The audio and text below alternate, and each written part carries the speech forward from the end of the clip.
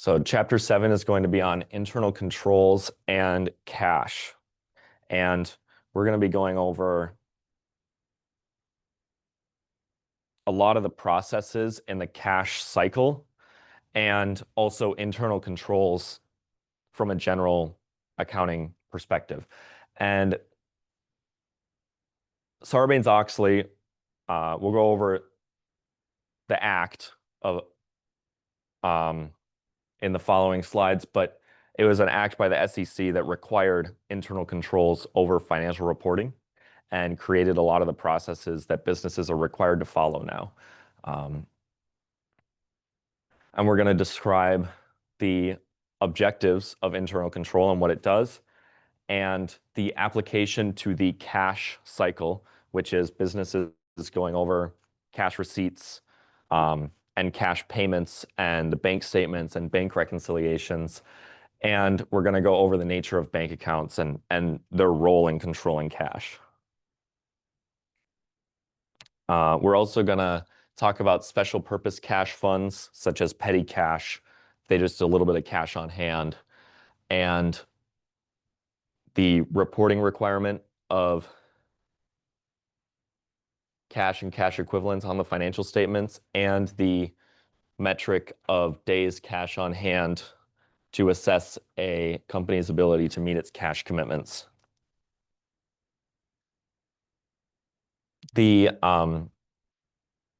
Sarbanes-Oxley Act was passed in 2002 in response to various financial frauds that happened, particularly Enron, but there were other high-profile frauds at the time, and it applies to publicly held companies and requires that management say whether or not they have financial controls on it. It requires management to assert that internal controls exist and that they're operating effectively. And it requires auditors to give an opinion as to whether that statement is accurate, which is supposed to essentially provide some responsibility for financial controls to management. They actually have to sign something every quarter that says, we have controls, they're operating effectively. And if they sign something that says or if they don't, then they have to say that they don't, and nobody wants to say that they don't have control over what's going on in their business, right? So internal controls allow a company to safeguard assets, process information accurately, and ensure compliance with laws and regulations. But what an internal control is, it's just a business process. It just means the accountants do a bank reconciliation every quarter. It means the inventory is safe, or we have a process for protecting the inventory from being stolen. We have a process for preventing incorrect payments of cash to people that shouldn't be getting our cash. We have a process that makes sure that our accounts receivable are collected correctly from clients. And it allows management to processes in the corporate bureaucracy. That's how the management team controls what happens in the business. Because if you don't have internal controls, you don't have control over what's happening in your business. And that's why it's really so important to prevent fraud and keep the business operating effectively. And so before Sarbanes-Oxley, they didn't have this requirement, and a lot of weak internal controls slipped by in businesses, and that led to some major frauds. And investors, stockholders, and creditors suffer from that. And it's all about the stockholders. Now, there's debate over how effective the act actually was in preventing frauds, because we still have major frauds that that come up. However, I do think it was a step in the right direction, like actually requiring some sort of management insight onto how the financial controls are operating.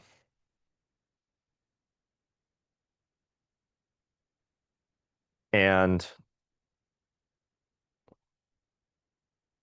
this is from eBay's 10K.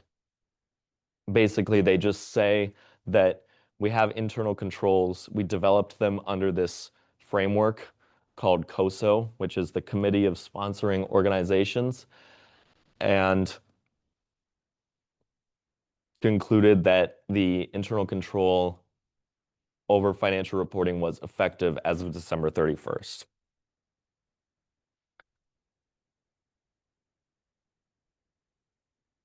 And the internal control integrated framework, also known as COSO, because it was from the Committee of Sponsoring Organizations, that was something that the SEC said was okay in a time when Sarbanes-Oxley was passed, and it said companies need to have internal controls, but it didn't say anything about what was acceptable or the level of internal controls.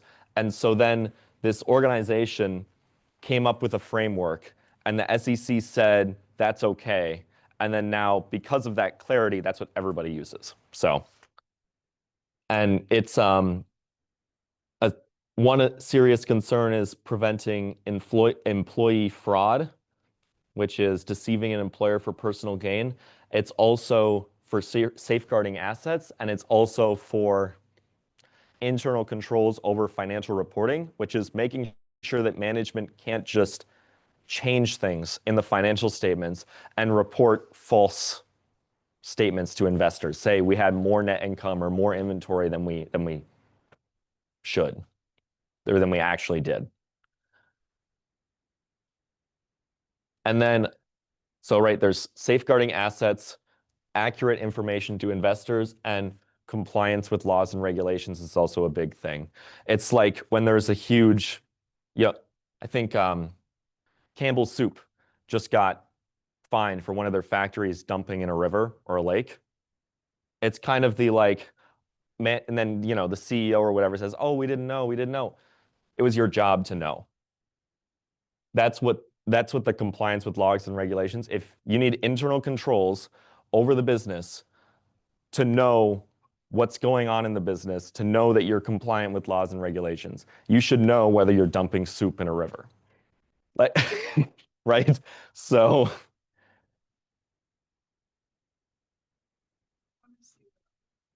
yeah, it just came out, I think, earlier this week about soup factory dumping soup in the river. It's like, yep, yep. Um, it's sometimes it sounds ridiculous, but like it's just real problems that management has and has to control in the business because businesses are so big. How do you know what the employees are doing, right? And everything that employees do affects the company. And then another company, like above them? Like, how does that work? Because if you're like at the highest point of your company, who's above you then? Generally, uh, the board of directors who represent the shareholders. That's who's above the company. So the CEO and the CEO, the CFO, those are called what's referred to as officers of the business, which is also the management team of the business.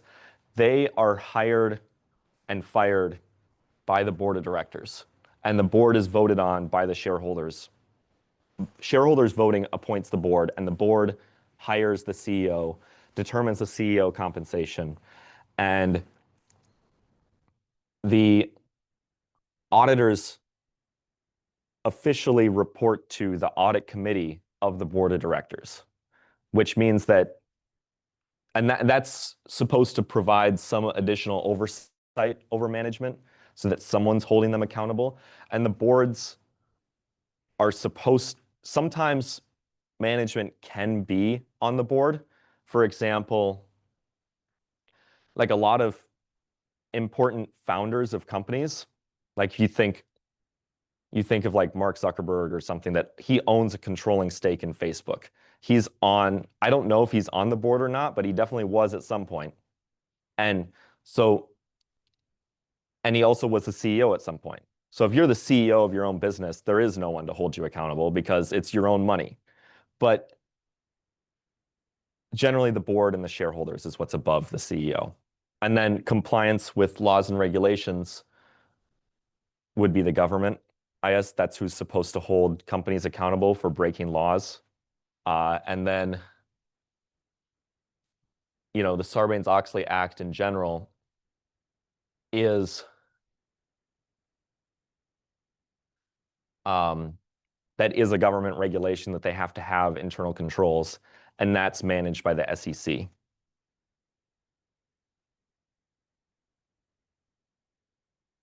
And there's a number of control threats, which is the control environment, which is, think of that as the tone at the top of the business. If the CEO and the business in general should present itself as being ethical, it should have a good corporate culture that is good for people following the business processes that are in place to have ethical and like non-fraudulent business processes and controls. Risk assessment. So looking at the business to make sure that like where are the risks in the business? That's an important process of developing internal controls. And then there's the control procedures, which are the actual processes that get put in place. And then the monitoring system is who holds people accountable for actually following these processes. There has to be checks in place. Someone's manager there has to be a review process. And then information and communication is also part of the whole internal controls framework and process as well, because that's part of financial reporting. That's also part of just communicating throughout the business what's happening. And that's a really important part of controlling the business.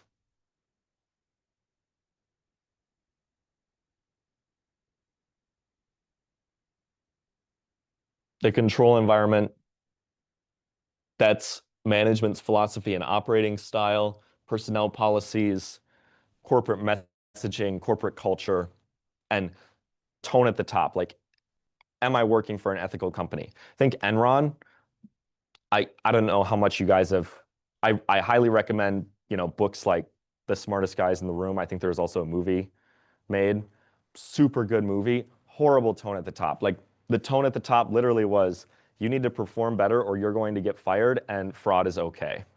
And like that would be a failed control environment because no one's going to follow the processes if that's the case. Risk assessment, things are always changing. You got to make sure to assess like where are the likely threats to the business and how can we minimize them.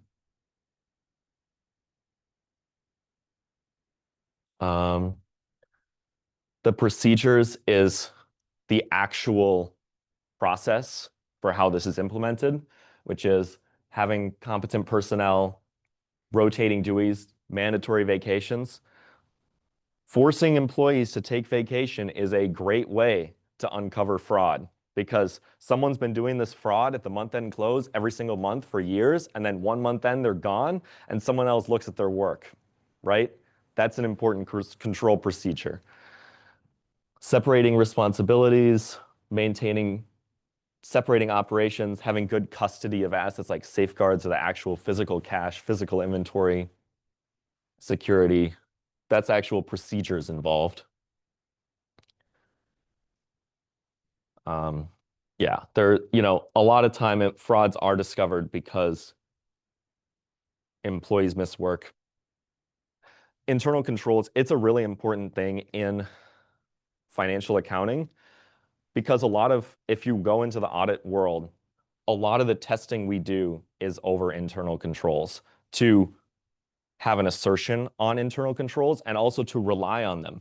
Because if we're accountants looking at the books of a business, internal controls need to be good for those books to be worth anything to even look at as an auditor. So with that, I'll let you guys go.